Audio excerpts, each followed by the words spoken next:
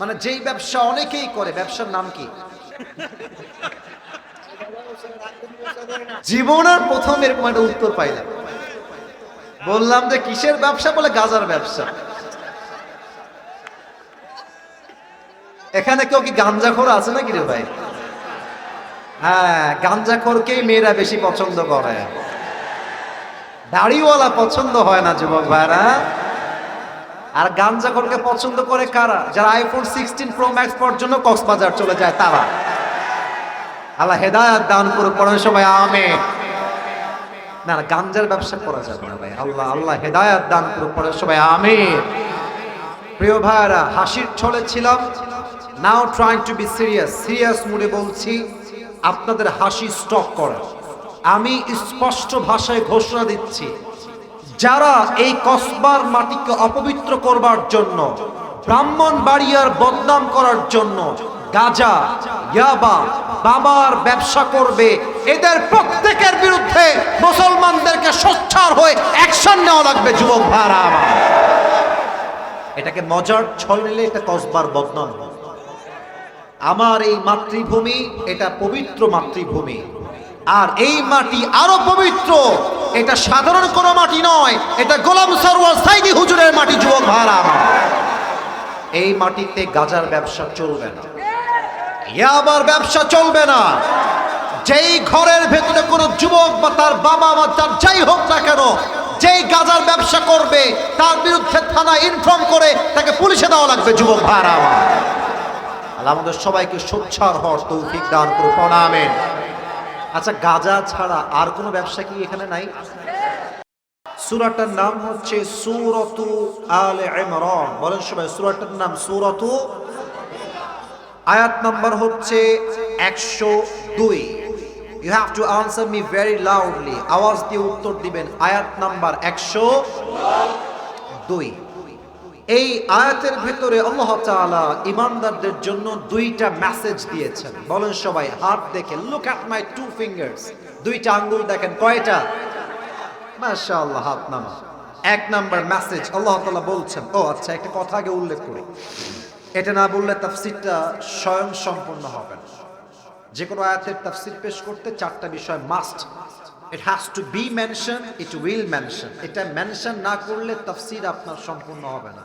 এক number, right recitation, সঠিক তেলাওয়াত। দুই নাম্বার, রাইট ট্রান্সলেশন, সঠিক তর্জমা।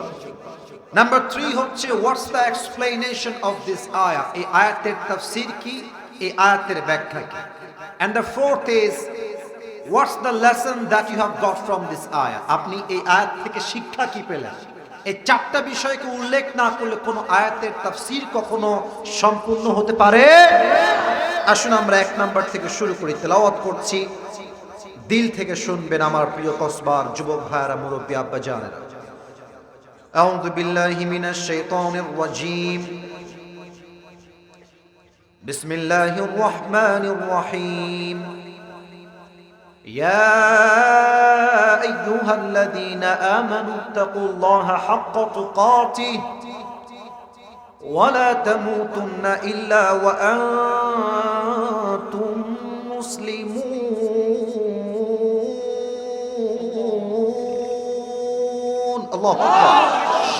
এটা হচ্ছে সঠিক তেলাওয়াত। আসুন আমরা তরজমায় চলে যাই। আল্লাহ তাআলা বলছেন এই আয়াতের ভিতরে ঈমানদারদের জন্য, O you who believed, fear your Lord as he should be feared. হে ঈমানদারেরা, তোমরা ভয় করবা ভয় করার মতো এক সত্তাকে। আওয়াজ দিয়ে বলেন সবাই, তিনি কে? Number 1 message for all the believers, প্রত্যেকটা ঈমানদারের জন্য আল্লাহ তাআলা প্রথম মেসেজ দিয়েছেন। The second message is wala tamutunna illa wa antum muslimun. You will have to die one day, it's must. But Allah says in this ayah, do not die expect as a Muslim. বলেন তো, আমরা সবাই হিন্দু না মুসলমান? আপনাদের আওয়াজ কমে না ভাই, মাশাআল্লাহ। আমরা কি হিন্দু না মুসলমান? খ্রিস্টান না মুসলমান?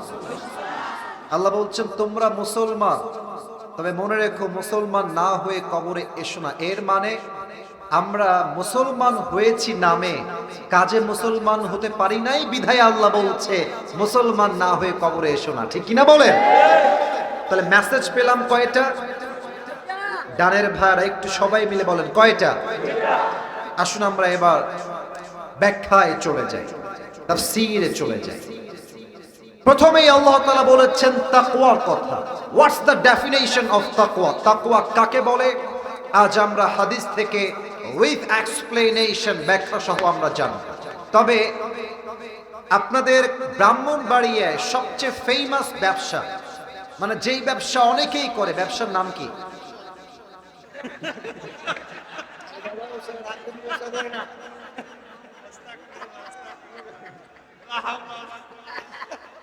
জীবনের প্রথম এরকম একটা উত্তর পাইলাম।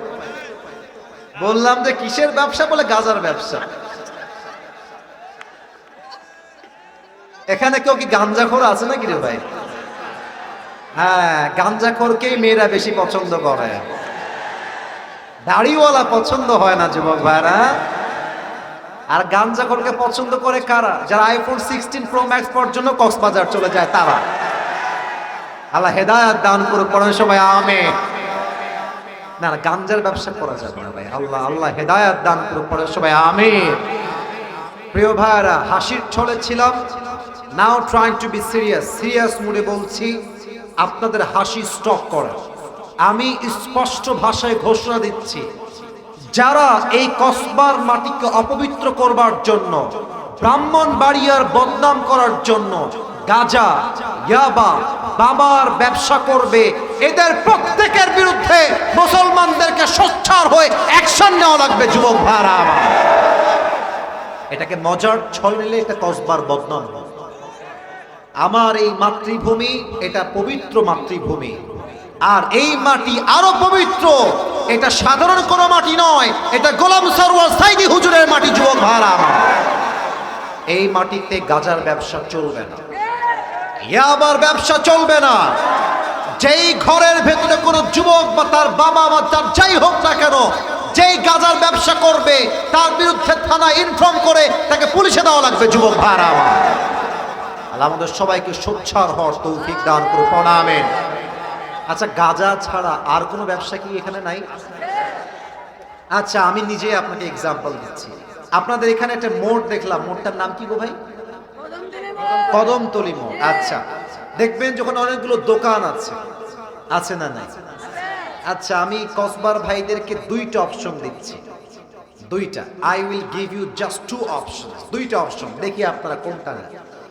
একটা হচ্ছে আপনার আল্লাহ তাআলা বলছেন তাকওয়ার ব্যাপারে কোরআনের ভিতরে 28 নাম্বার পারা, ওয়া মান ইয়াত্তাকিল্লাহা ইয়াজআল লাহু মাখরাজা। যেই বান্দা আমি আল্লাহ রাব্বুল আলামিনকে ভয় করবে, সে যত বিপদগ্রস্ত হোক, ডাজন্ট ম্যাটার, কোনো আপত্তি নাই, যত বড় বিপদ হোক তাকে বিপদ থেকে উদ্ধার করবে একজন। তিনি কে? Allah will make a way out for them. তোমার কোনো টেনশন নাই, হৃদয়ে আল্লাহর ভয় আছে।